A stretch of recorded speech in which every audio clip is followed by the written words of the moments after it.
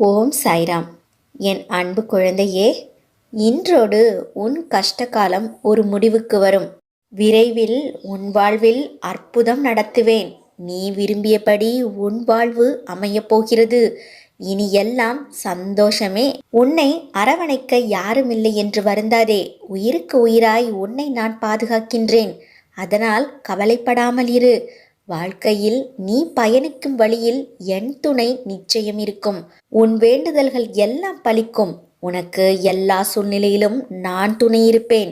நீ எடுக்கும் எல்லா முயற்சிகளிலும் உனக்கு வெற்றி நிச்சயம். இங்கு எதுவும் நிரந்தரமல்ல.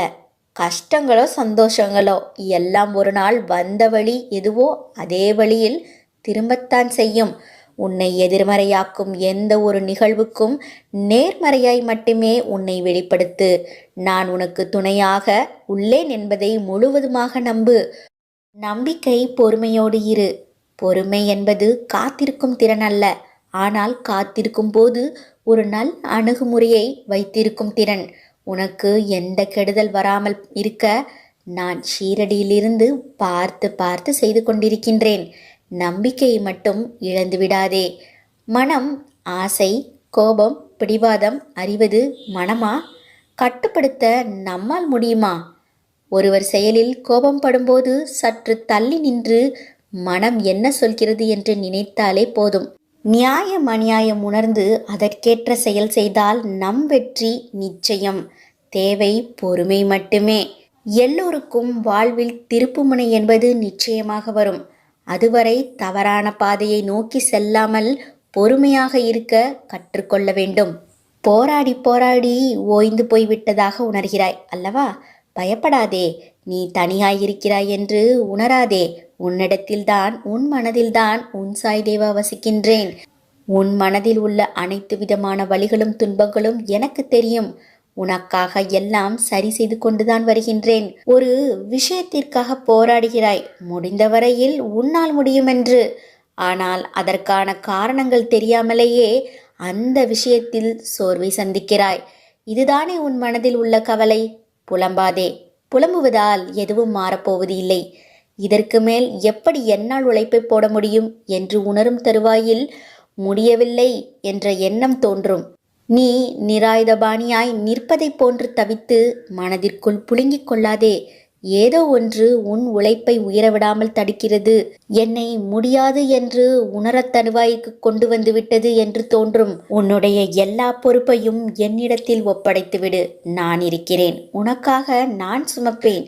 நேர்மைக்கு எப்போதும் சோதனைகள் உண்டுதான். அதனால் ஏற்படும் மான அவமானங்கள் என்னையே சேரும். நீயாக இரு.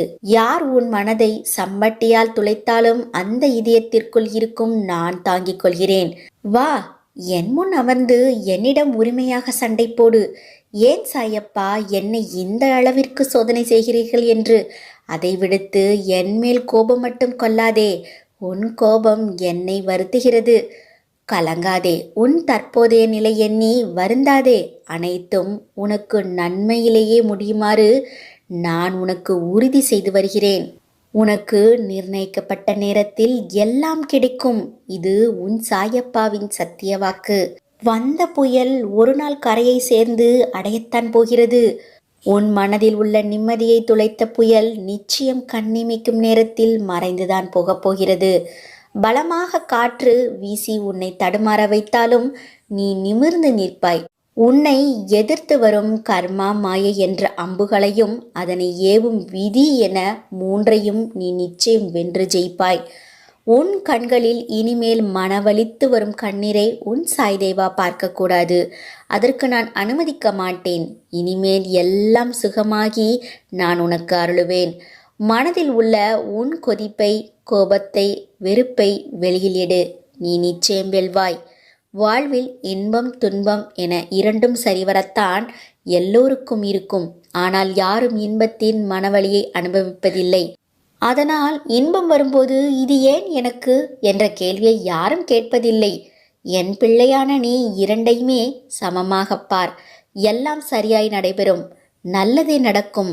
வாழ்வில் என்றைக்கும் இது பிடிக்காது, இது பிடிக்கும் என்ற அபிப்பிராயத்தை என்றைக்கும் தெரியும் முன்னால் தீர்மானித்து வைத்து விடாதே. அது ஆபத்தானது. சிலவற்றின் உண்மையான நிலைப்பாட்டை அறிய இயலாதாய் உன்னை வைத்துவிடும். நீ வைரக்கல். உன்னை வடிவம் கொண்டு வந்து வெளிச்சத்தின் பேரொளியைப் போல் வீசவே நான் உனக்கு இவற்றையெல்லாம் நிகழ்த்துகின்றேன். விரைவில் உனக்கு அதிசயம் நடக்கும். ஏற்பட போகும் அதிசயங்களுக்கு நன்றி என்று மட்டும் ஆழமாக மனதில் சொல்லிக்கொண்டே இருந்தால் மட்டும் போதும். சாயை கும்பிட்டும் துன்பங்கள் தொடர்கிறதே என்ற கவலை வேண்டாம். அவர் ஒரு கணக்கு வைத்திருப்பார் என்று நம்பு.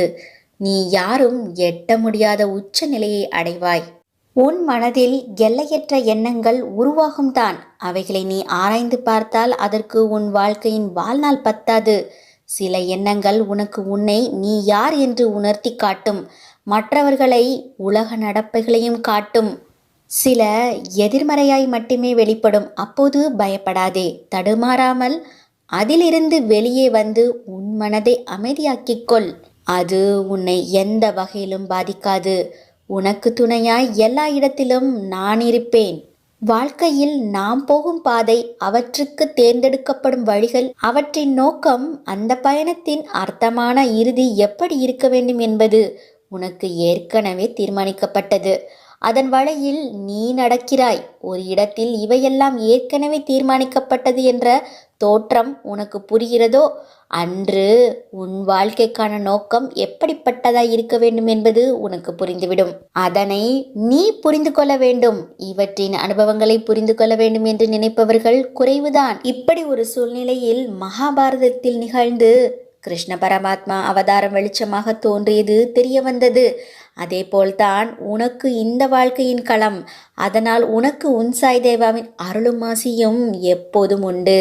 எனக்கு தெரியும் நீ யாருக்கும் கெடுதல் செய்யவில்லை என்று. நடந்ததை நினைத்து வருந்தாதே.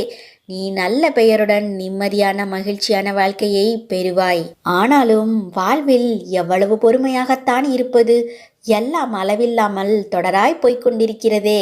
என் பொறுமைக்கு ஒரு மதிப்பு இல்லையா என உன் ஆதங்கம் புரிகிறது. எல்லாம் நன்மைக்கே. உன்னால் நம்பிக்கையாகவும் பொறுமையாகவும் இருக்க முடியும். அதனால் பிடிவாதத்தால் நடக்க இருக்கும் நிகழ்வின் நேரம் மாறப்போவதில்லை என்பதை நீ உணர்ந்து விட்டாய் அல்லவா? எனக்காக நீங்கள் உள்ளீர்கள். பிறகு நான் ஏன் வேதனையாயிருக்க வேண்டும்? எனக்கானதை உங்களிடமிருந்து பறித்து செல்ல முடியாது. பிறகு இந்த பயமும் கவலையும் எனக்கு தேவையில்லை என மனப்பக்குவம் என்னை வியப்பில் ஆழ்த்தியது. நிச்சயமாக நீ நினைத்த வாழ்க்கையை நீ அடைவாய். எல்லாம் என் சாயப்பா பார்த்து கொள்வார் என்று அமைதியாக இரு. நீ நினைத்தது உன்னை சேர ஆரம்பித்து விட்டது. எதிர்மறையாக என்ன தோன்றினாலும் அதை கண்டு கொள்ளாமல் போய்கொண்டே இரு. புன்னகையுடன் இரு. உனக்கு நான் காட்டிய அறிகுறிகள் எல்லாம் புரிகிறதல்லவா? எதையும் மிகவும் ஆழமாக யோசிக்காமல் எனக்கென்று ஒன்றை என் சாயப்பா தந்தருள்வார் என்று மட்டும் சொல்லிக்கொள். உன்னை விட்டு நான் என்றுமே விலக மாட்டேன். உன் அன்பு தூய்மையானது, ஆழமானது. நீ எனக்கு கிடைத்த பொக்கிஷம். என்றைக்கும் உன்னை மேலோங்க வைப்பேன்.